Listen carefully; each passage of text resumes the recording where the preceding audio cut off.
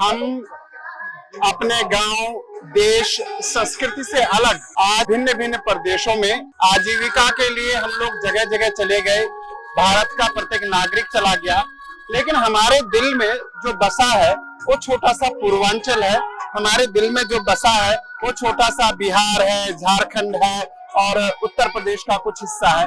जो पूर्वांचल हमारे दिल में बसा हुआ है वो पूर्वांचल आज छठ के दिन बाहर झलक करके आता है। हम लोग दिखाते हैं कि हम बाहर से कुछ भी हो जाए, कुछ भी कहीं भी चले जाएं, किसी भी प्रदेश में चले जाएं, हमारी संततियां आगे उस प्रदेश के कला और संस्कृति को स्वीकार कर ले, लेकिन कहीं ना कहीं दिल में, कहीं ना कहीं डीएनए में, कहीं कहीं हृदय के अंतस्करण में जो पूर्वांचल छिपा है, जो संस्कृति छपी है। मैं बार बार कहता हूं कि हमारा जो भारतवर्ष है, इसके जितने भी त्योहार हैं ये प्रकृति के अनुरूप हैं।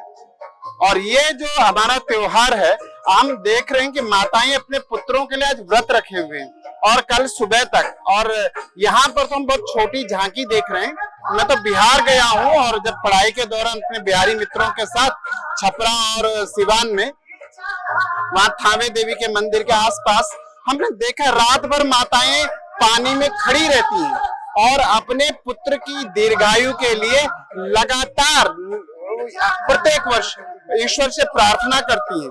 डूबते हुए सूर्य को अर्घ्य देना, चढ़ते सूरज को तो दुनिया नमस्कार करती है, डूबते सूरज को अर्घ्य देने की हमारी संस्कृति।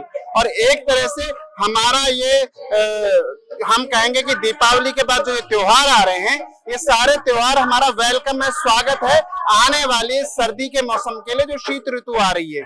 हम लोग प्रकृति से जुड़े हुए लोग हैं। प्रातः काल सूर्योदय के साथ भगवान सूर्य को अर्घ्य देने के साथ ही ये सारी माताएं अपने पुत्रों की दीर्घायु के लिए प्रार्थना करके अपना व्रत तोड़ेंगी।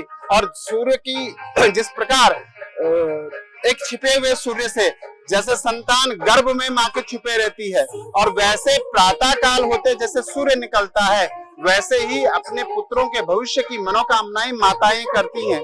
और हमारे हृदय में जो बसा हुआ पूर्वांचल है, पूर्वांचल वासियों के, इसके लिए बिल्कुल मैं इसके हर समय पक्षधर रहा हूं। और आपस में भी जब हमारी वार्ता हुई तो हमने एक ही बात कही कि बिहार में पूर्वांचल जिंदा हो या ना हो, यूपी में पूर्वांचल जिंदा हो या ना हो, झारखंड में पूर्वांचल जिंदा हो या ना हो, लेकिन हमारे हृदय में जो पूर्वांचल बसा है वो कभी नहीं समाप्त होना चाहिए। और हमारी आने वाली पीढ़ियों को पता होना चाहिए कि हमारे डीएनए में क्या है, हमारी कुल मर्यादा और संस्कृति क्या है, हम कैसे एक डूबते हुए सूर्य को अर्घ्य दे करके चढ़ते हुए सूर्य को अर्घ्य देने तक की एक यात्रा करते हैं। यानी कि रात्रि आरंभ होने से प्रातः काल होने की, यानी कि निराशा से आशा की ओर ले जाने वाला ये छठी मैया का पर्व, ये छठ का पर्व जो है हमारे को स्कंद माता को समर्पित है, हम सबको समर्पित है।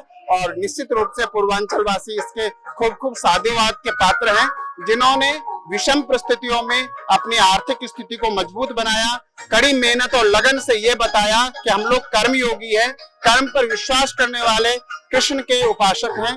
और यहाँ पर आकर के अपने पूर्वांचल को जिंदा रखा हुआ है, जीवित रखा हुआ है, अपने हृदय में पूर्वांचल को बसाया हुआ है। वास्तव में सबके लिए ये लोग बहुत बहुत साधुवाद के पात्र हैं। ओम नमो नारायण।